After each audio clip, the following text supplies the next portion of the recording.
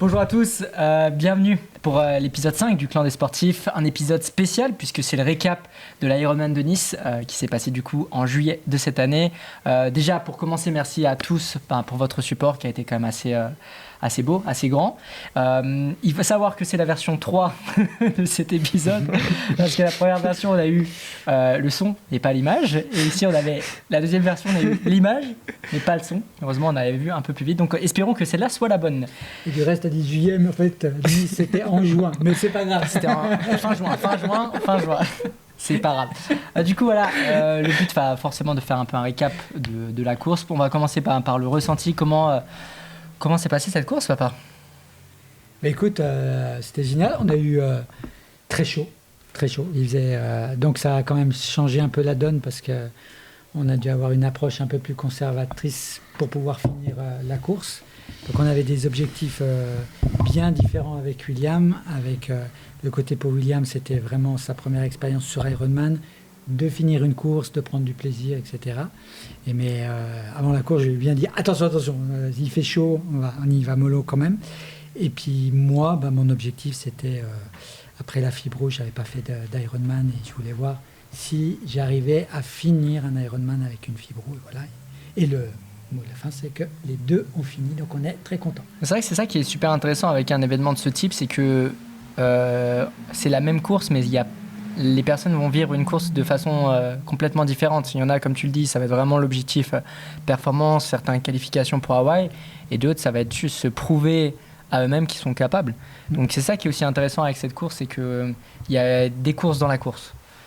Du coup, William, toi de ton côté, ressenti, premier Ironman, finisher ? Et ouais, déjà je voulais rebondir sur le point que tu avais fait au départ. Je remercie déjà tout le monde qui m'a apporté beaucoup de soutien et de support post-course et même pendant la course et même avant. Et je voulais vous remercier vraiment parce que ça m'a beaucoup touché et voilà. Et petit aparté aussi pour le wellness qui nous a bien soutenus, donc voilà. Non, c'est vrai merci au groupe, merci à Claude et Kevin pour le soutien. Vous avez été au top. Et c'est vrai que même c'était intéressant parce qu'au niveau des stories, du coup, on a mis sur mon compte parce que du coup, c'était en direct. Et j'étais assez étonné, c'est que j'ai mis vraiment beaucoup de stories. Au moins 10, 15, 12, 15. Coco reporter. Coco reporter. Et ce qui était intéressant, c'était c'est qu'il y avait... les vues ne baissaient pas, quoi. Donc ça, vraiment, les gens étaient intéressés de voir... comment la course se passait. Donc, ouais, ça fait vraiment plaisir ça m'a fait vraiment plaisir. Ouais. C'était intéressant. Du coup, on va aller un peu plus maintenant un peu en détail technique. On va voir comment la course s'est passée. Et puis après, ce sera intéressant d'avoir un peu la perspective du coach au niveau de la prépa en elle-même. Et puis, je dirais, dernière partie un peu de qu'est-ce qui nous attend après, ensuite. Du coup, au niveau...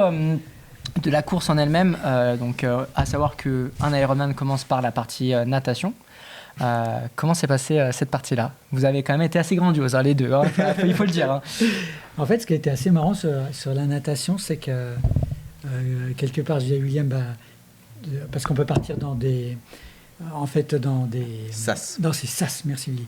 Dans des sas d'après son temps. Et puis William me dit non, ça va, tranquille, on part ensemble, tout va bien. On a rencontré des gens en fait de publier, c'était assez marrant. On a discuté, franchement aucun stress au départ, cool. Tout. Oui. C'est relatif. Non, franchement ça allait. Comme on a rencontré du monde, c'est passé plus rapidement. Limite on n'écoutait pas ce que disait le speaker et puis on s'est dit là c'est le moment de partir quoi. Et c'est vrai que du coup on est parti ensemble avec l'objectif en se disant ce serait une longue journée. La natation, on la prend vraiment pour l'échauffement. Et donc, le but, c'était vraiment de glisser, de nager le mieux techniquement possible. Et c'est vrai, pour les deux, c'était une excellente surprise par rapport à nos temps de la saison, avec des bons chronos. C'est ça. Très content. Vous avez fait la meilleure perf de la saison, quoi. En natation. On m'aurait donné ce résultat avant, on signait tous les deux, je pense, dire on signe. C'est vrai que même en tant que spectateur, parce que du coup, l'Ironman, le track live, il est bien fait, mais c'est vrai que sur la partie natation, il y a ce côté que tu peux pas savoir où ils en sont. Donc nous, on était un peu par rapport aux données qu'ils nous avaient données avant. Et en fait, on voit que William est arrivé, on fait 1h03, du coup, sprint pour aller les prendre C'était vraiment...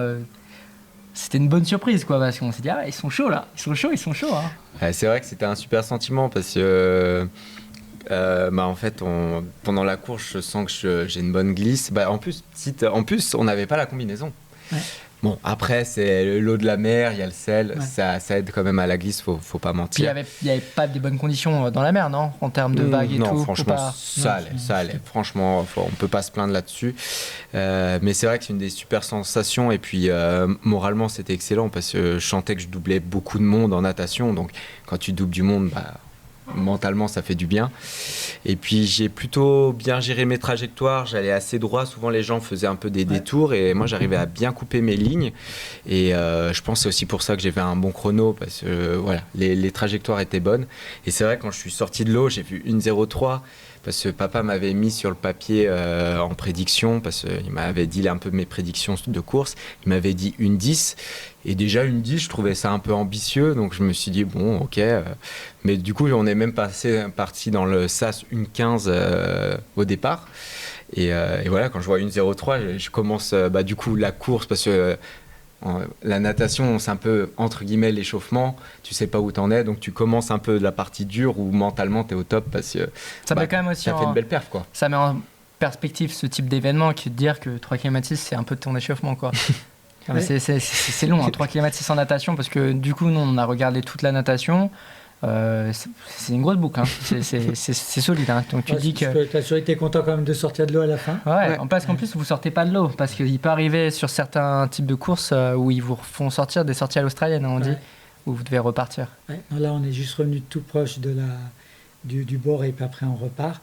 Et ça permettait de voir un peu si tu étais dans le bon tempo ou pas. Moi, j'ai pas regardé. Ouais, t'as regardé. Non. Donc, Ouais, et après, en fait, ce qui était intéressant, c'était le côté, comme en fait à Nice, il y a et le 70.3 et l'Ironman. La première transition, elle est hyper longue. Hein. Aller chercher le vélo au fond, il faut traverser. En fait, c'est un parc de 5000 vélos. Et Je crois que j'ai regardé, je crois qu'il y a quasiment 1 kilomètre. Ouais, c'est énorme. Moi, Ouais, la c'est- transition était un peu longue. Un peu longue, ouais. En fait, tant mieux, dans le sens où on a réussi à vous choper, mais c'est vrai que tu vois que vous êtes sorti, tu fais ouah, on est juste. Et ça fait la transition. C'est une partie, là, on a ressenti un peu les conseils et l'expérience que tu as, papa, du monde Ironman. C'est que je pense qu'il y a pas mal de courses qui peuvent un peu se perdre dû à une transition parfois un peu trop rapide où les gens ils veulent gagner 1 minute et au final. C'est quoi sur un Ironman? Ouais, quoi. ils vont peut-être pas mettre les chaussettes ou peu importe. Ouais. Ça va faire que ça va leur gâcher leur vélo complètement, quoi. Donc c'est quoi ton point de vue sur une transition, surtout sur un format Ironman, on va dire? en fait, déjà, il ne faut pas que ce soit quelque chose de nouveau le jour J. Ouais. Vous allez toujours tester. Et puis, entre autres, là, il faisait chaud, hein, donc il n'y avait pas trop de choix en tenue, de toute façon, sur ce qu'on faisait. Mais typiquement, de mettre les chaussettes en vélo pour que les pieds surchauffent, éviter que les pieds surchauffent. Mais c'est vrai que ça, c'est un point hyper, je trouve, logique, mais qui est sous-présent parfois. C'est que, comme tu disais, il y a beaucoup de personnes qui ne font pas l'enchaînement. C'est-à-dire qu'ils découvrent le jour de l'entraînement du triathlon ou de l'Ironman.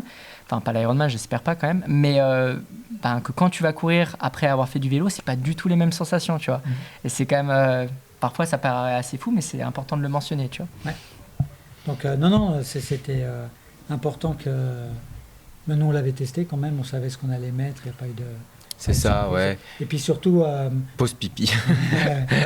Pause pipi avant le vélo, que tu te dis, là, il y a les toilettes juste à côté, j'en profite, même si je mets 1 minute de plus à la transition, parce que si tu dois t'arrêter sur le parcours vélo, tu perds plus de temps encore, et puis tu sais pas où tu vas le faire, tu seras pas bien, et puis voilà. Ouais. Et puis après, non, sur la transition, pas grand-chose d'autre à dire. Comme tu dis, papa, on avait déjà tout prévu. Ok, parfait. Du coup, partie numéro 2, la plus grosse partie, parcours vélo. Donc là aussi, petit rappel, sur un Ironman, vous avez 180 km. Là, ce qui était assez particulier sur le parcours de Nice, c'est que c'est un parcours qui est quand même assez accidenté, montagneux. On a 2500 mètres de dénivelé. C'est ça. 2500 mètres de dénivelé, c'est assez solide. Comment s'est passé le vélo? Long. Oui, c'était très long. Ça a été mon record, je crois, depuis que je fais du triathlon, de faire du vélo, même à l'entraînement. En fait, le but, c'était, comme j'avais dit, le but c'était de finir. Donc il fallait que, pour pas que ça se déclenche, il fallait que je reste dans certaines fréquences cardiaques. Le problème, c'est dès qu'on a commencé à monter, très rapidement, de là, ça avec une première bosse qui est assez sévère, Ouais. tout de suite le cardio est monté. Et donc là, c'est ce fameux mindset de dire, ok, je suis là pour une longue balade aujourd'hui, je suis pas là pour me battre. Mais c'est un peu difficile, hein, parce que tu vois tout le monde te doubler, mais tu dis non, je bouge pas. Bah ça, c'est aussi le revers du bâton de faire une bonne natation. C'est que du coup, tu sors bien de l'eau, mais sauf que tout le monde te double en vélo après. T'as les machines en vélo qui viennent, Ouais. quoi. C'est ça, bon. En fait, il y a les deux étapes. Il y a ceux qui sont plus forts que toi en vélo qui te doublent, donc c'est normal. Et puis, il y a aussi tous ceux qui gèrent mal le vélo. Comme papa m'a dit, le vélo, c'est 180 bornes. Tu pars sur une balade. Je veux dire, t'es pas dans le rouge, en fait. Pour ceux qui connaissent, t'es en zone 2, en fait, normalement. Allez, peut-être des fois en zone 3, mais zone 2. Et du coup, il y en a beaucoup qui partent beaucoup trop fort et qui doublent. Mais c'est juste, là, mentalement, il faut être fort pour dire non, je reste sur mon plan de bataille. Et ils vont exploser après, soit sur le vélo ou soit sur la course à pied, quoi. Et puis comme... Mais ce qui était intéressant sur cette course, c'était que sur les 20 Ironman que j'ai fait, il y a toujours cette histoire avec tous ces ravitaillements tous les 20-30 km où on est juste là, on passe rapidement pour vite prendre le bidon. Et à la limite, sur les 180 bornes, il y a une fois où tu t'arrêtes vraiment pour remettre un peu de l'eau ou quoi que ce soit. Mais autrement, ça ne s'arrête pas.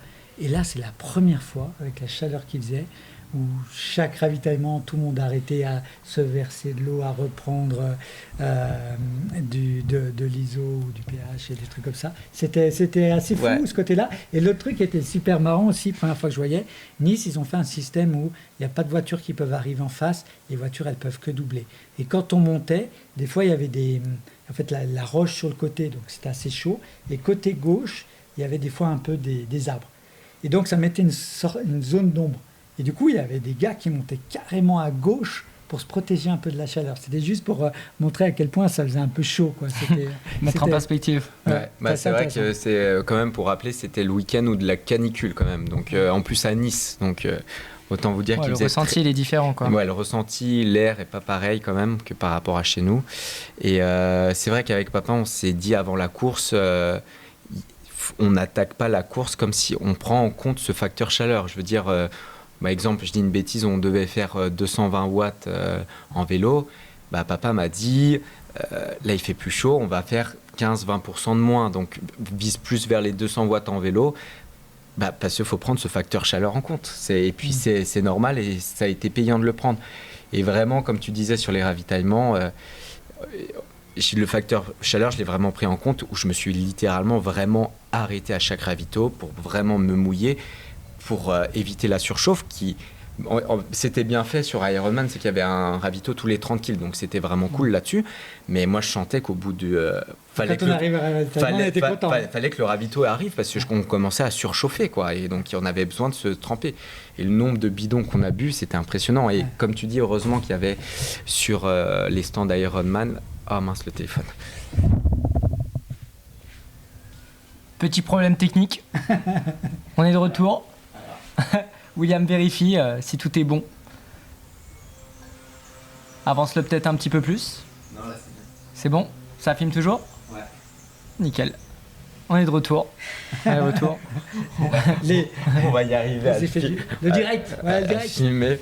Et du coup, je disais quoi? Oui, heureusement, sur tous ces ravitaux, il y avait ces électrolytes pH qui nous ont vraiment aidés à, je pense pas, avoir de crampes ou de trucs comme ça, parce que la déshydratation était forte avec cette chaleur. Il y a eu beaucoup d'abandon. Hein. Oui, quand on est arrivé sur... On n'a toujours pas regardé, du coup, le nombre. Le nombre, mais moi, quand je suis arrivé sur le plateau, en haut, chaque fois qu'il y avait un arbre, tu trouvais quelqu'un d'assis dessous, tu entendais les pompiers. C'était quand même assez impressionnant, ce côté-là. Hein, même nous, on a vu beaucoup d'ambulances passer. Hein, donc, là, tu te dis, waouh. En fait, comme je vous dis, je pense que c'est dû déjà... déjà, il y avait la canicule. Peut-être des personnes sont plus sujets... à mal réagir à la chaleur, et je pense qu'il y avait aussi des personnes qui ont mal géré leur effort ou tout simplement mal géré leur nutrition. Et encore, on a eu un tout petit peu de chance dans le sens où à peu près 10-12 jours avant, on a commencé à avoir cette chaleur qui est arrivée. Je dirais 3 semaines. Au moins 2 bonnes semaines. 2 bonnes semaines, où on s'est quand même entraîné sous plus forte chaleur. on a eu cette acclimatation. Heureusement, parce qu'alors, s'il serait arrivé le premier week-end, alors là, ça aurait été encore pire, quoi. Ouais, ça c'est clair. Donc, Ouais, donc du coup, vélo, pour dire, en gestion, parce que le vélo, en tout cas, papa, c'est ce qu'il m'avait dit, c'est de la gestion. Il faut que tu fasses le meilleur vélo que tu peux, mais tout en étant bien pour arriver en forme pour cette course à pied, parce que c'est là que ça va jouer, quoi. Et ce qui était marrant, c'est que, donc, moi, 2 petites anecdotes. Je crois que c'est 58 bornes, 3 heures de vélo, je me dis, c'est pas possible, je vais finir dans 9 heures ou quoi. Donc ça, c'était vraiment, ça a été terrible pour le moral. Et en fait, après, on n'avait absolument pas parlé de la descente, parce que ce qu'il faut savoir, c'est qu'à Nice, il y a toute la première partie montante, une espèce de plateau en faux plat au-dessus, et il y a pratiquement 50-60 kills où ça redescend. D'ailleurs, on n'a pas parlé de cette descente, juste à se dire, mentalement, c'est bien, parce qu'on sait que la fin, on descend. Et comme moi, je suis monté doucement, je pensais pouvoir accélérer sur le plateau, j'ai pas accéléré. La descente, elle était belle. Ouais. Franchement, le dessus, c'était magnifique. Et donc, on n'en avait pas parlé, mais les deux, on a eu le même truc, c'est que, comme on a dit en rigolant, on a commencé à piloter. Parce que nous, on a dans l'école, dans la région, on a quand même des descentes un peu plus sèches. Donc là, on s'est vraiment fait plaisir. Et moi, je me suis vraiment fait très, très plaisir, parce qu'il y a beaucoup de gens qui ne savent pas descendre, honnêtement. Et en fait, j'avais souvenir que des personnes m'avaient dit « Attention, la descente est mauvaise ». Et moi, je me suis dit, ça va, c'est un boulevard. Moi aussi, au départ, je me suis dit, ils ne connaissent pas les routes d'ici, quoi. Et par contre, le bas, quand on arrivait plus vers Nice, là, ça craignait un tout petit peu, avec une route un peu déformée par endroits, des trous, fallait avoir des fois des petits coups de guidon un peu rapides. Voilà. Donc, on s'est fait quelques petites frayeurs, on a calmé un peu le jeu. Mais les deux, en fait, sans en parler, on a eu le même instinct de se faire vraiment plaisir en descente, quoi. C'était assez marrant. Ouais, non, je pense pour le vélo, on a un peu tout dit. Après, du coup, ça enchaîne sur la transition course à pied. Du coup, je pose le vélo. Honnêtement, assez content de poser le vélo à la fin. T'en as marre, franchement. C'était un effort pour toi de 6h30 et pas 7h30 à peu près, non ? C'est ça à peu près. Ouais, à peu près. Et ça fait long, c'est une vrai journée que de travail, quoi. c'est vrai. C'est vrai. Non, mais en plus, les 10 derniers kilos en vélo, t'as juste envie de le poser, t'en as marre. Enfin bref. Mais du coup, content de poser le vélo. Mais comme je commençais à avoir les jambes un peu lourdes, à la fin, je me suis dit, est-ce que ça va aller pour la course à pied ? Je pose le vélo, je fais ma transition, je commence la course à pied et étonnamment, nickel. Ceux qui ont suivi un peu les stories de Coco, vous avez dû voir, je rigole, je suis en pleine forme, je suis au taquet. D'ailleurs, petite dédicace à Alex qui répond à ma story, il me dit dis à ton frère de se calmer là, parce qu'il part en 4,55, 4,45, 4,50. Il est bien là, il est frais. J'étais à 4,30, c'est vrai que je suis parti un peu plus vite que prévu, mais c'est vrai. On en avait parlé, hein. Oui, après c'était entre guillemets prévu. C'est pas je me suis emballé, c'est que mon cœur était à un rythme cardiaque qui était raisonnable et je me suis dit j'ai l'énergie. Et je savais qu'il faisait super chaud, c'était le marathon, c'est 4 boucles sur la balade des Anglais. Et la promenade des Anglais. Ouais, voilà. Ouais, c'est des British, quoi. Et en plein cagnard. Du coup, je savais qu'entre guillemets, ça allait exploser au bout d'un moment, avec la chaleur. Donc je me suis dit, j'ai la forme. Et papa m'avait toujours dit, pendant la préparation, il m'a dit, ce qui est pris n'est plus à prendre. Donc je me suis dit, je suis bien. Écoute, je cours à cette allure et je vois jusqu'à où ça tient. Et puis bien sûr, au bout d'un moment, naturellement, mon corps, quand j'ai vu que mon rythme cardiaque commençait à augmenter, j'ai ralenti. Et puis voilà. Et pour la petite anecdote, parce que en fait, pour moi, la course... Comme j'ai déjà fait l'Ironman, je connais ce plaisir de passer la ligne d'arrivée. Et pour moi, ce qui était hyper important, c'est qu'on avait partagé toute cette préparation avec William. Et puis, je voulais qu'il le perçoive vraiment comme une belle expérience. Et donc, on sait souvent que le problème mécanique peut toujours arriver en vélo ou la chute, pire. Mais... Donc, pour moi, j'ai besoin d'être assuré où il en était. Et ce qui était assez marrant, c'est que quand moi, je finissais mon vélo, je vois passer William en course à pied. Et là, bien sûr, c'est plus l'œil du coach qui regarde. Et je regarde la posture, comment il est, quoi. Et là, je le vois tip-top avancé, tout ça. Je dis, ah super, il est bien, il a fini le vélo, là, il est bien, il est impeccable, quoi. Et ce qui a été marrant, c'est que moi, après, j'ai posé le vélo, je commence à courir, tout ça. Et donc, le tour d'après, on se recroise avec William. Et là, la casquette, elle était de travers, c'était plus le même Mais William. c'est qu'on s'est raté sur un tour, je crois. Donc tu m'as recroisé, mais sur toi, un... tu étais sur ton 3e tour après, donc Ouais, ça, ouais. c'est normal, ça commence à devenir difficile. Mais là, la casquette, c'est... Bah, là, ça a été compliqué, là. Et du reste, pour la petite casquette, là, on peut faire une petite dédicace à Vincent. Ouais, vraiment. Parce que... Le lundi de la course, de la semaine de la course, on croise Vincent à la piscine et on parle de cette chaleur qui allait être un défi pour le dimanche. Et Vincent nous dit, faudrait que vous achetiez cette casquette, elle garde un peu plus la fraîcheur. Et là, tu sais, au départ, on se dit, on s'en fout, tu sais. Et puis, il y a une part de moi qui dit, ouais, quand même, non, on va regarder. Je regarde sur Amazon, et puis il peut nous livrer jeudi. Et on partait le vendredi matin. Ouais. Et elle arrive le jeudi. Ouais. Donc, parfait. C'est un bon signe. C'est bon signe. Et honnêtement, je pense que ça nous a vraiment aidé sur la course à pied. Bon, c'est l'importance que ce soit la tête, les mains ou les pieds, que ça a sur la chaleur corporelle. Ouais. Donc, que ça soit pour le chaud, pour le froid. Et bon, là, du coup, c'est peut-être pas le meilleur exemple parce que c'est un peu de la dernière minute, mais aussi sur des longues courses comme ça, aussi l'importance de la préparation technique sur certains trucs. La gestion, dire tiens, là, il va y avoir de la chaleur. Qu'est-ce que je peux mettre en place? Qu'est-ce qui est de mon ressort pour m'aider? Voilà. Et comme tu disais aussi, de tester avant.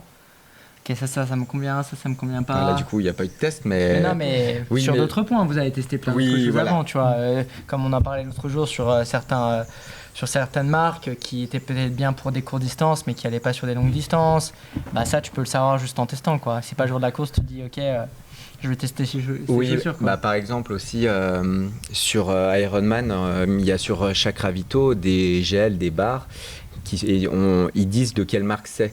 Et avec papa, on s'est dit sur toute la préparation, on achète cette marque et on s'est entraîné sur chaque entraînement avec cette marque. Bon, en soi, c'était déjà un peu la marque que vous utilisiez avant. Non, on était plus sur PH et on a acheté du Morten quand même. Oui, c'est vrai que c'était Morten. Donc quand même... Par contre, on a le pH en électrolyte tout le temps. Ouais. Et là, enfin moi, j'ai pas connu ça à l'époque sur les Ironman où on ne mettait pas d'électrolyte, c'était de l'eau, de la boisson ISO, mais il n'y avait pas d'électrolyte. Là maintenant avec PH comme partenaire, ils ont mis les électrolytes. Et ça, honnêtement, il n'y aurait pas eu sur la course à pied. Je pense que ça aurait fait beaucoup. D'ailleurs, c'était comment? Ils vous donnaient des électrolytes avec de l'eau ou c'était vous preniez les capsules? Non, il y avait direct dans les bidons les électrolytes, le mélange qui était fait. À l'époque, il fallait que tu le prévois toi-même en prenant des capsules.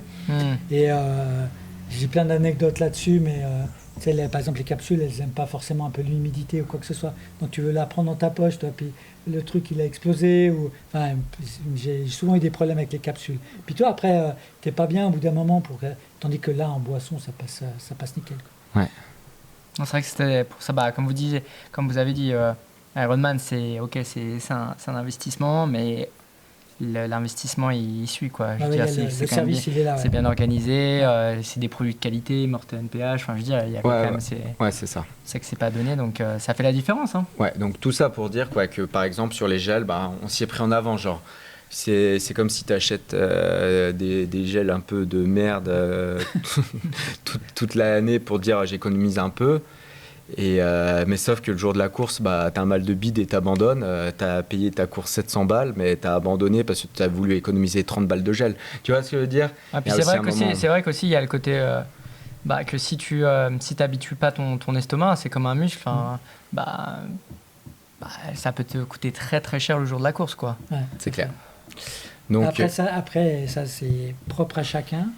Et c'est vrai que par exemple William il tolère bien les glucides, il peut en prendre plus, il est pas malade, donc ça c'est assez top parce qu'on sait jusqu'où on peut aller, quoi, aussi, hein, donc sans être malade. C'est vrai que là le seul truc sur cette course qui était différente par rapport à l'entraînement, c'est avec cette chaleur sur le marathon, et puis voilà, qui a quand même créé des petits problèmes digestifs sur le marathon. Et puis surtout, en fait, ce qui s'est passé pour toi, on l'avait quand même prédit un tout petit peu, c'est-à-dire qu'on avait vraiment fait attention dans la préparation que William ne court pas trop en raison des périostites qui pouvaient revenir ou des douleurs, etc. Donc l'objectif principal, c'était d'éviter la blessure et puis d'avoir une régularité en natation vélo. Donc on a vraiment forcé sur la natation et le vélo, moins sur la course à pied. Donc, ce qui s'est passé, jusqu'au SMI, ça passe bien, quoi. Après, ça devient compliqué, quoi. Hein. Ah oui. C'est le côté... Après, je pense, même avec plus d'entraînement, je pense que c'est quand même, dans tous les cas, c'est au SMI où ça devient compliqué quand même. Ouais. Mais c'est vrai que du coup, ça a été encore un peu plus dur physiquement à cause de ça. Mais voilà. Ça a bien tenu quand même. Ça a bien tenu. Oui, et puis, pas eu de blessure pendant toute la prépa. Il n'y a pas aussi. eu de mauvaise douleur. Je veux dire, Oui, le voilà. corps tirait, mais Oui, voilà. 2 jours après, tu t'entraînais, quoi. Oui, voilà. Peut-être même trop. Mais... ok, donc tout ça pour dire que toute la course c'est plutôt bien passé. Hein. Oui, voilà. Après, je pense que c'est normal. Après, c'est un Ironman. La fin, c'est dur, quoi. Je veux dire, je pense que quelqu'un qui arrive et dit c'est facile, soit il a rien donné, soit c'est un extraterrestre. Enfin, ou je sais pas. On est fait différemment, en tout cas. Et c'est vrai que ce qui est toujours marrant, c'est ce côté mental dans l'Ironman, sur le fait où, honnêtement, quand je suis arrivé après mes 7 heures et quelques de vélo, franchement, j'aurais plus été boire un coup à la terrasse du coin que de repartir courir un marathon. Mais de un, il y avait le fait de partager ça avec William après. Bon, je savais que ça allait être encore quelques heures derrière, mais qu'on allait partager ça ensemble. Et puis, j'avais la chance d'avoir maman qui venait pour la première fois me soutenir, ma petite femme. Et puis, toi et Mary qui étaient là, plus les autres gens, etc. On dit, ok, on essaye, on part. Pourtant, ça faisait une chaleur dans ce parc, franchement, c'était terrible. Et un peu comme William, quand ça part, je m'attendais à pire que ça, quoi. Bon, entre ma perception et les images, il y a une grande différence, mais moi, je me sentais pas trop mal, quoi. Même au deuxième tour, ma petite femme me demande comment je vais. Je lui dis, écoute, normal, hein, j'ai fait tellement de vélo que le soleil était déjà en train de baisser. Et je dis, la chaleur est en train de baisser. Je me sens de mieux en mieux. Ça n'a pas duré longtemps.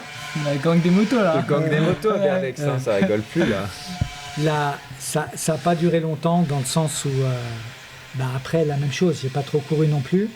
Et du coup, là, au niveau musculaire, ça se bloque. Et puis, ça devient, la fin devient difficile. Mais il y a toujours ce côté magique de la ligne d'arrivée, que tant qu'on ne l'a pas fait, c'est quelque chose qui est assez magique quand même. William, quand tu l'as perçu, toi, cette ligne d'arrivée? Alors franchement, je pense que c'est le plus gros accomplissement sportif que j'ai accompli. Et ouais, c'est incroyable, beaucoup d'émotions. Je pense que j'étais à 2 doigts de pleurer quand j'ai passé la ligne. Je pense c'est pendant 8 mois de préparation. J'ai tout misé dessus ces derniers mois quand même. Beaucoup de partage avec papa, d'émotions. C'était un accomplissement. J'ai tellement pensé à ce moment de passage de ligne. Et quand tu y arrives pour de vrai, tu dis waouh, je l'ai fait. Et une grosse fierté personnelle. Et vraiment un sentiment incroyable. Et c'est vrai que à partir du semi-marathon, il y a une petite phrase dans ta tête qui dit mais pourquoi tu fais ça? Pourquoi tu t'infliges ça? Bon, après, elle n'est pas restée longtemps et j'ai jamais voulu abandonner. Mais c'est vrai que quand tu passes la ligne, tu dis ça vaut le coup. Puis c'est vrai qu'aussi, c'est une question pour toi, papa, mais c'est vrai que c'est une chose de préparer un événement ensemble comme ça, un Ironman ensemble entre père et fils. Donc déjà, il n'y en a pas 20 000 des histoires comme ça. Mais de faire la course ensemble, la même course, que tout se passe bien, que les deux vous terminez, c'est quand même quelque chose de particulier. Donc toi, il y a un peu deux questions en une. C'est toi déjà comment tu l'as perçu, mais surtout, ça t'a fait quoi là maintenant après coup de te dire quand même, on t'aurait dit il y a 5-10 ans que tu allais faire un Ironman avec ton fils, t'aurais dit quoi tu vois? Ah oui, surtout il y a 5-10 ans, quoi. J'avais vraiment jamais cru. Le Balou n'était pas prêt. Non, mais ça c'est le côté père-fils qui se partage pendant. Parce qu'en fait, ce qu'il faut voir, c'est un peu comme la course, c'est la cerise sur le gâteau. C'est vrai.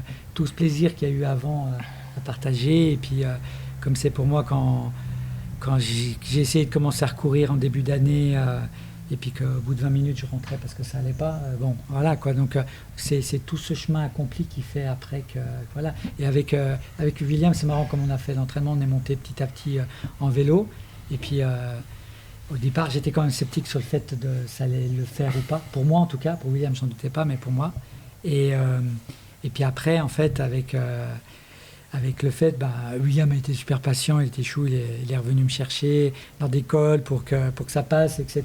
Et puis on a partagé tout ça. Et puis la confiance est remontée petit à petit. Et puis il y a eu 2-3 fois où on s'est bien amusé, où j'étais bien, où ça se passait bien, c'était cool. Et donc voilà, la confiance remonte. Puis quand le jour de la course, on arrive à rejoindre tous ces petits points ensemble, puis que ça se passe nickel pour les deux, c'est vrai que c'est assez magique, quoi, ce côté-là, quoi. Et puis, sur le fait de cette ligne d'arrivée, vraiment, ça c'est vraiment à dire à tout le monde, quand il y a ces derniers 100 mètres, on s'en fout de la performance.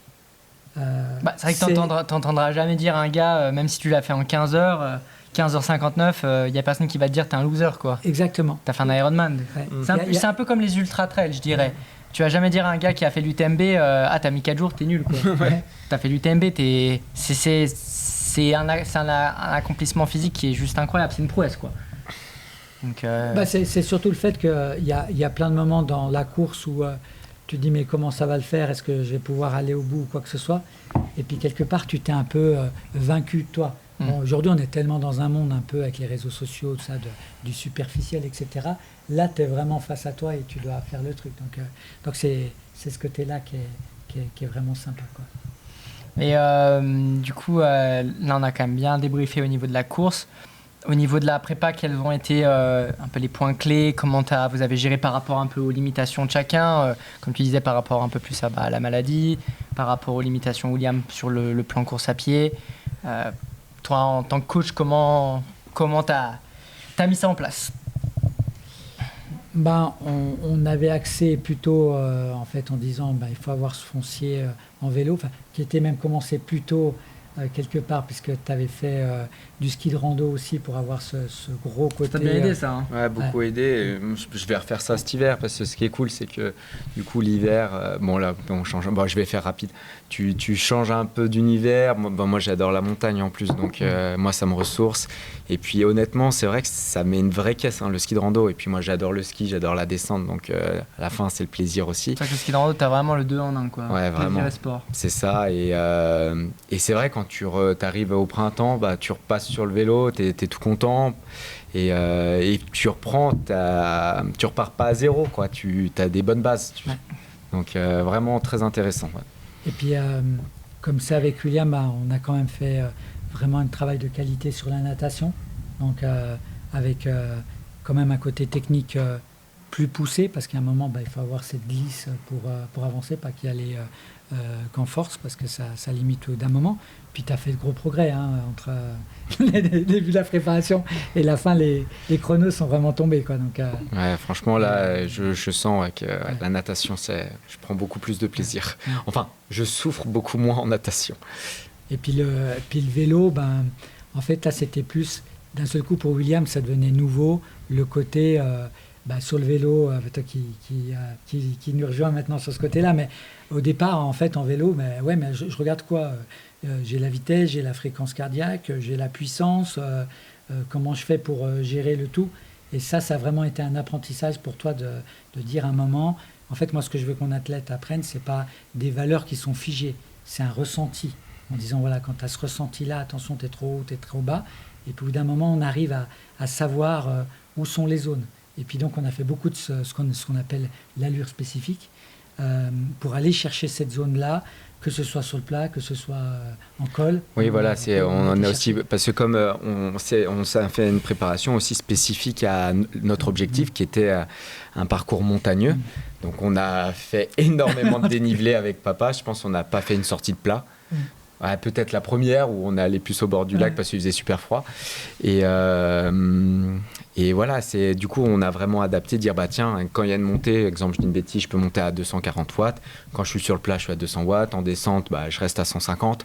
Et voilà, et du coup, tout était, entre guillemets, bien sûr, il y a une marge d'erreur, d'adaptation, plutôt dire tiens, là je suis fatigué, je fais peut-être un peu moins, là il fait super chaud, je fais peut-être un peu moins, là je suis en pleine forme, je fais un peu plus, mais on savait à peu près où on allait quand même. Donc ce qui fait que tu es quand même beaucoup plus serein, parce que tu vois un gros col, tu dis là ok, il y a quelqu'un qui me double, mais je suis dans mes valeurs, c'est ok.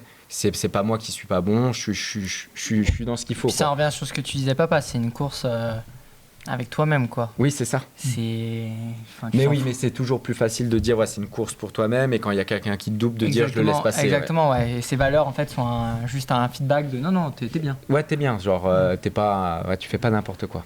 Et puis ce qui est toujours sympa dans une préparation aussi, justement, c'est le fait de s'adapter. Par exemple, nous, pour se retrouver des fois le samedi, c'était assez marrant parce que William partait de Lausanne, moi je partais de la maison, et puis en se disant on se retrouve à tel endroit, ce qui nous permettait de faire à peu près 3h30 chacun de son côté à notre propre rythme, et puis après on finissait ensemble. Et du reste, on a bien rigolé là-dessus parce que à chaque fois, je crois, on s'est retrouvés on n'a jamais attendu plus de 5 minutes. À part quand on s'est perdu à Vevey là. Ah oui, oui. On n'était pas au même Lidl. Ouais.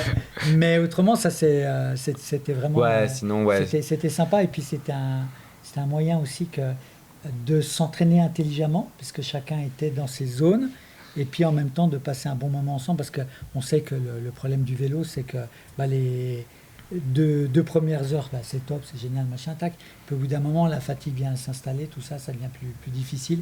Et quand tu es en groupe, c'est mieux en mieux. Du reste, en parlant de ça, c'est quelque chose aussi, on développera plus tard, mais qu'on aimerait vraiment mettre un peu plus dans le coin. Bon, on a déjà mis un peu en place un peu une communauté, on a une vingtaine de personnes, je dirais, à peu près. Je sais pas regarder, à peu près 20. Et s'il y a des personnes qui sont intéressées dans le coin, on va dire un peu dans le bassin, voilà, on a un petit groupe WhatsApp, de temps en temps on met des messages si vous voulez venir rouler avec nous, n'hésitez pas. Et puis, ouais, ça, avec plaisir. Le but pour nous, c'est pas d'avoir les meilleurs du Chablais. Le but, c'est surtout d'avoir des personnes avec des bonnes intentions et passer un bon moment, quoi. Ouais. Comme disait papa, moi je commence le vélo, je suis complètement de ma zone de confort, je connais rien, mais c'est intéressant. Le jour où on allait tous ensemble, c'est complètement différent. Tu vas passer un bon moment, vous allez être capable de faire des choses que tout seul vous pourriez pas.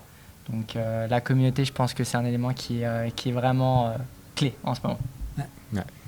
Ouais, et puis c'est vrai qu'on a des vies assez chargées tous, donc c'est vrai qu'on maintenant pour voir les copains, c'est un peu plus se dire tiens, on se fait un tour de vélo ensemble, un truc comme ça. Et c'est vrai que quand tu fais 2-3 heures de vélo, exemple, on a passé tellement de temps avec papa aussi, c'est qu'on a eu aussi de très belles conversations, parce que quand tu fais des sorties endurance de 5-6 heures, tu parles beaucoup et tu te livres, et je trouve que c'est le pouvoir du sport. Hein. C'est ça. Donc, tu te poses autour d'une table, tu n'auras pas ces discussions. Donc c'est ça. Donc cette préparation, elle a été très belle parce que du coup tout s'est bien passé physiquement, et puis ça a été très beau avec papa. On s'est quand même vraiment bien rapprochés encore plus, et vraiment très belle prépa. Ouais. Mais c'est marrant parce que vous pouvez faire ça avec vos enfants, et dans le côté préparation Ironman, avec le fait de par exemple faire un peu la course à pied, et que votre enfant vienne aussi en vélo avec vous, ça permettait déjà à l'époque des échanges de. En fait, tu plantes une graine. Ouais. C'est comme toi avec Mia là. Elle vient, elle a peut-être faire du sport. Ouais. Enfin, quand on s'entraîne, elle est là, elle regarde. Elle a un enfant, il est pas bête. Ça va rester dans son cerveau. L'environnement. Puis à un moment donné, ça va venir. Ça vient de toi-même, et puis tu te mets au sport, quoi. Ouais, de Melgio 2050 pour Mia. Non, mais c'est vrai que là, on est tous à faire les mêmes activités. Je trouve ça fou parce que au final, on fait ce qu'on aime. Avec les gens qu'on aime. Avec les gens qu'on aime. Ouais. C'est ça qui est parfait. Du coup, on voit même pas une contrainte, qu'on n'a pas besoin d'aller dans un bar, boire un coup. On se pose sur un vélo et on est tout aussi heureux, quoi. Bien plus heureux, quoi. Ouais, carrément. Donc ça, c'était la partie un petit peu plus prépa. Dernière partie, au niveau de la suite, William, est-ce que tu te vois de continuer? Quelles sont tes aspirations pour la suite? Alors du coup, comme je vous l'avais dit, pendant une partie de la course, tu dis mais pourquoi je fais ça? Plus jamais je ferai ça. Parce que concrètement, on va pas se mentir, à partir du semi quand même, le corps souffre. Parce que surtout, petite anecdote quand même, comme il faisait très chaud, on s'est mouillé pendant toute la course. Mais sauf que du coup, les pieds étaient trempés. Donc tu commences le marathon, ça fait plouf plouf dans les chaussures, et Et du coup, les pieds étaient détruits. Donc voilà. Donc ça a été quand même une souffrance hein, quand même. Donc tu te dis mais pourquoi je m'inflige ça? Et puis après, comme on l'a dit, ce sentiment à l'arrivée qui est incroyable d'accomplissement. Et tant que j'y pense, avant que j'oublie, je remercie aussi mes potes Clément, Dim et Romain qui sont venus exprès à Nice. Enfin, ils sont venus quand même descendre à Nice pour me supporter. Donc Des vrais potes. Des vrais potes. Donc merci à eux. Donc voilà, donc du coup tout ça pour dire aussi, ouais, sentiment d'accomplissement énorme. Et je pense dans l'heure qui suit, tu dis, c'est quoi le prochain quoi? Et c'est vrai qu'en parlant de ça, c'est qu'il y en a beaucoup qui m'avaient dit, tu verras quand tu as fini cet objectif, tu peux avoir un peu ce dawn, un peu ce... Ça me fait penser à Jean Dujardin là. J'ai envie de me frapper là. Yann qui parle anglais. Grave, je sais pas pourquoi j'ai fait ça. Anyway. En même temps que j'ai dit ce mot, je me suis dit, ah non, en plus, littéralement, 1 heure avant, on regarde la vidéo de Jean Dujardin avec merde. Le louche. Avec le louche. Quand le louche dit Bigger in the lie. Il nous a fait une louche là. Ouais, je suis une louche. Enfin bref, du coup, je sais plus ce que je disais. Ah oui, le dawn après l'Iron. Et c'est vrai que du coup... Il n'a pas duré longtemps, toi. Non, mais je ne l'ai pas eu. En fait, aussi, ce qui m'a aidé, c'est que je savais que j'allais faire l'Irox avec Coco en octobre. Donc, j'avais déjà un autre objectif en tête. Mais c'est vrai que je peux comprendre ce sentiment de dire « Ouah, j'ai mis tout mon énergie depuis des mois dessus. Et maintenant que c'est passé, genre, je fais quoi de ma vie un peu ?» Mais après, moi... je pense que aussi, ça montre aussi que les autres... les autres piliers de ta vie sont quand même présents. Il y en a, leur identité, toi papa qui a été dans ce monde vraiment des gens fanatiques du triathlon, extrêmes, ouais. Tu peux parler autre chose que du triathlon. Ta vie, t'es pas qu'un triathlète, tu vois. Ouais. Donc il y a d'autres aspects. Tu as ton travail, tu aimes ce que tu fais dans ton travail, tu t'éduques sur ça. Il y a ta famille, il y a ta fille, il y a tes potes. Même si à des moments tu as mis plus de focus sur ce pilier, t'as pas que ça. Ton identité ne se résume pas qu'à ça. Je pense que c'est ça. Comme dirait Mathilde, il y a les trois. Au niveau de la chaise, là. Les 3 pieds du tabouret. Les 3 pieds du tabouret. Dédicace à Mathilde. Vous êtes obligé de regarder les autres podcasts pour comprendre au cas où. Et d'ailleurs, toi, papa, est-ce que c'est quelque chose que tu as connu, toi, un peu un doon? Le seul mot anglais que je connais. Ah oui, c'est de la mal prononcé. Du coup, non, parce que pour l'éviter, à chaque fois, je me réinscrivais à une course. C'est pour ça que j'en ai fait 20. Ça s'appelle le déni.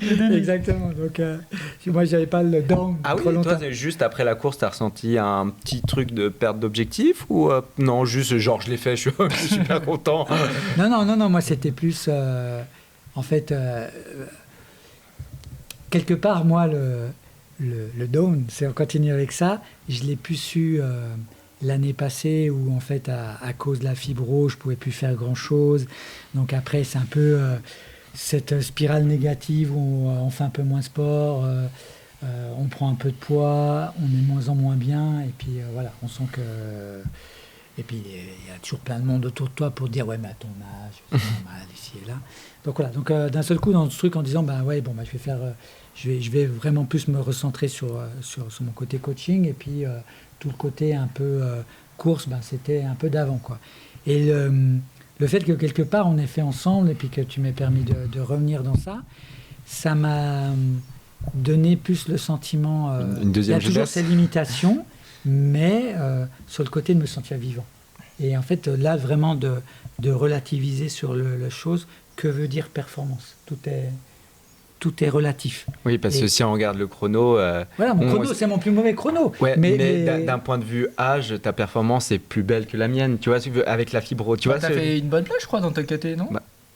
Ouais, je sais même pas, parce que pour moi, c'est pas ça qui est important, mais c'était le sentiment qui en résultait que moi, je me suis dit, tiens, je me sens mieux.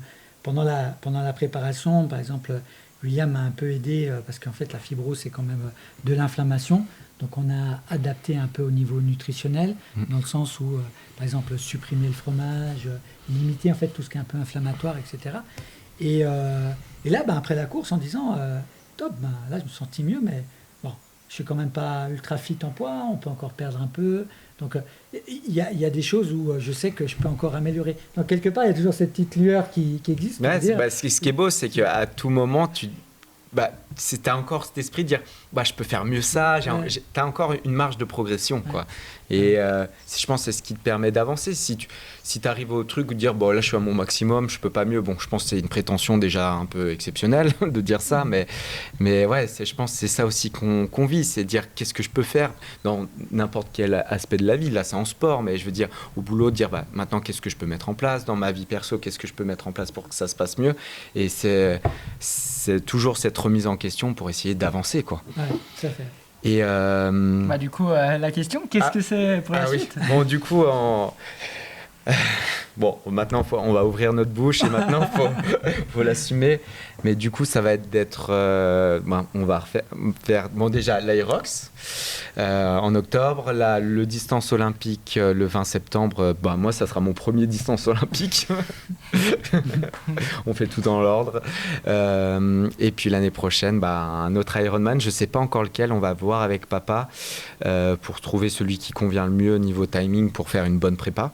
Parce que je pense que c'est aussi important, ça, de trouver, pas de prendre juste celui qui est bien, tiens, c'est joli là-bas, dire, tiens, exemple, avant, j'ai 2 semaines de vacances, je serai pas là, ça va nuire à ma prépa, tu vois, par exemple.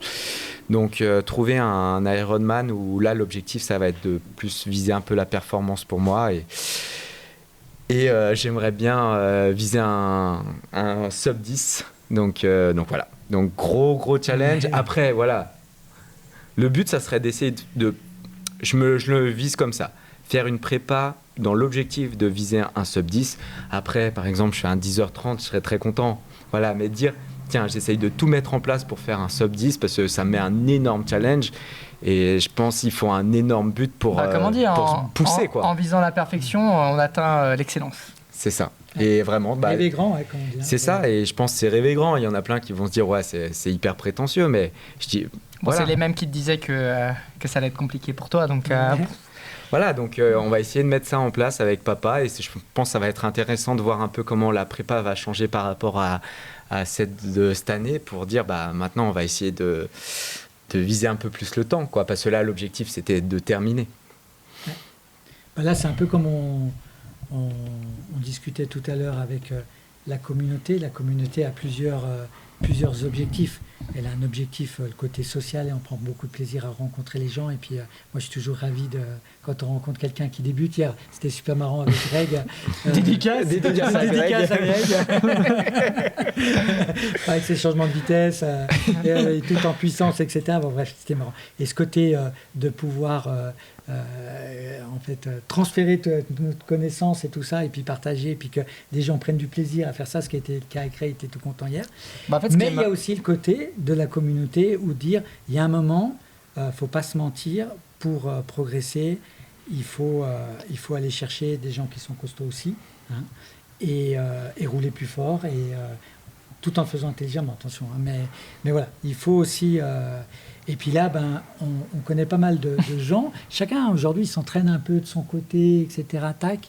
Et ce serait pas mal que de temps en temps, on se retrouve et puis que ça permette de faire évoluer tout le monde dans la bonne direction. On connaît 2-3 machines autour de nous. C'est vrai que c'était intéressant, juste sur le point, je voulais revenir rapidement, c'était sur le côté de transférer un peu ses connaissances à des personnes. Moi, là, je suis de l'autre côté, en fait, un peu où je connais rien. Comme hier pour les pédales. Et c'est intéressant parce que des fois, moi, en tant que coach, je l'oublie très vite. C'est-à-dire que des fois, vu qu'on répète, mais à des personnes différentes, j'ai l'impression que c'est totalement logique de savoir ça. Et quand tu vas l'expliquer à une personne, ils vont être super intéressés et dire « je savais pas ça du tout, les glucides, les lipides. » Et c'est comme toi, je sais pas, tu vas m'expliquer un truc sur une pédale, je connais rien, quoi. Mais c'est là que tu dis, ça te rappelle ton rôle de coach, des fois, il faut... l'importance d'enseigner les fondamentaux. Ouais. Parce que beaucoup de personnes ne les ont pas. Et c'est pas qu'ils veulent pas, qu'ils sont stupides, c'est juste pas que c'est pas du tout leur monde, quoi.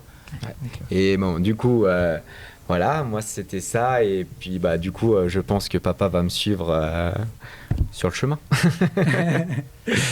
En fait, moi, dans le but, c'est, comme je disais, en fait, l'appétit vient en mangeant. Ça me va très bien, hein, l'appétit vient en mangeant. Ça va super bien. Moi, je peux rien dire. Non, mais le côté, moi, ce que je veux vraiment poursuivre dans la même optique, c'est-à-dire que je sais qu'il y a certains paramètres que je vais pouvoir optimiser et continuer à travailler en fait sans pression sur ces petits paramètres, voir comment je me sens au niveau corps. Puis s'il suit, puis que je me sens toujours bien, ouais, ce serait super. Et rien n'empêche que je vienne sur un 70.3 sur la même course. Ça pourrait être fun. L'année prochaine, je pense qu'on fera pareil que cette année où on a fait en préparation un demi. Donc tu peux te mettre l'objectif de faire le demi avec nous. Ouais. Non, mais carrément, de toute façon, comme on a dit, l'objectif, là c'est évident, c'est voir comment je prends du plaisir, parce que comme on a dit, le sport c'est avant tout du plaisir.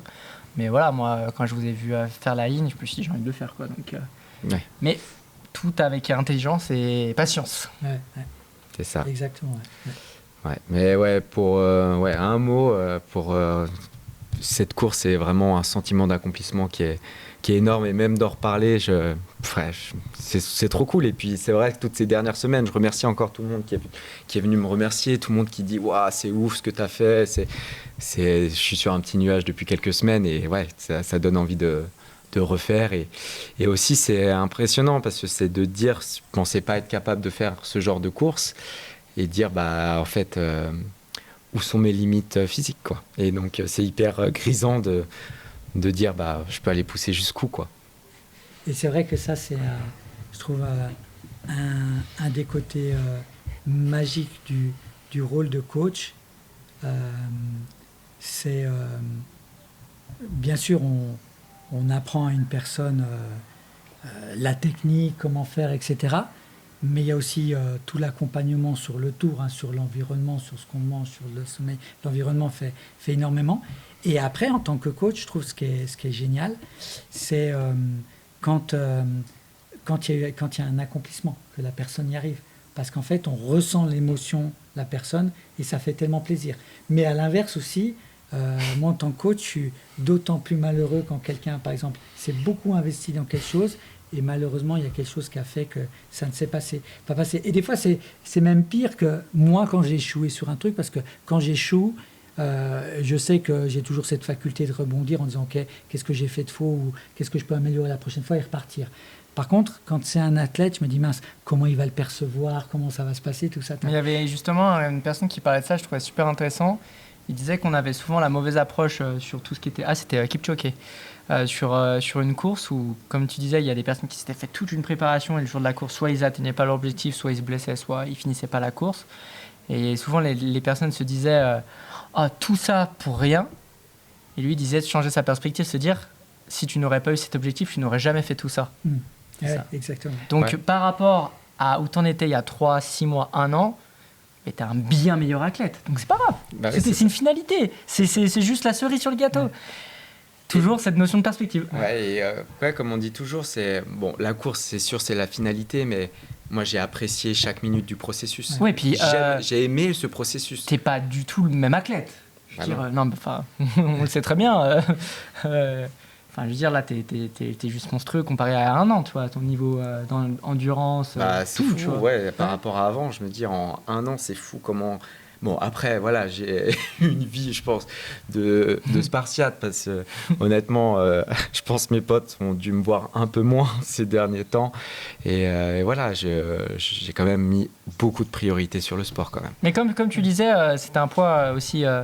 on dit tout le temps un peu la notion de but dans la vie, mais c'est inspirant d'être inspirant. Dans le sens où, moi, je l'avais vu un peu avec l'Irox, où quand j'étais revenu... En fait, il y a des personnes qui viennent te poser des questions, qui disent j'ai envie d'en faire un, vous m'avez motivé. Et tu dis aussi, voilà, cette performance, elle est pour moi, mais c'est aussi d'avoir un impact positif autour de moi, quoi. Tout à fait. Non pas sur le côté où ils veulent faire la même performance, mais se dire des personnes qui peut-être se seraient jamais lancées dans ça. Indirectement, je pense que tu es parti un peu aussi dans le délire Aerox, en voyant un peu les courses autour aussi, tu vois.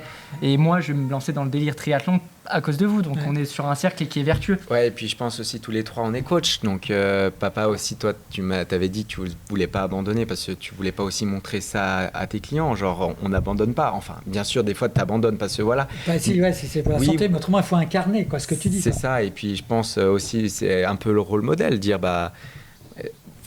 les clients soient un peu fiers du coach qu'on tu sais, c'était est. comme, vas-y, excuse. Et voilà, de dire, on peut le faire, quoi. On peut le faire, donc toi, tu peux le faire.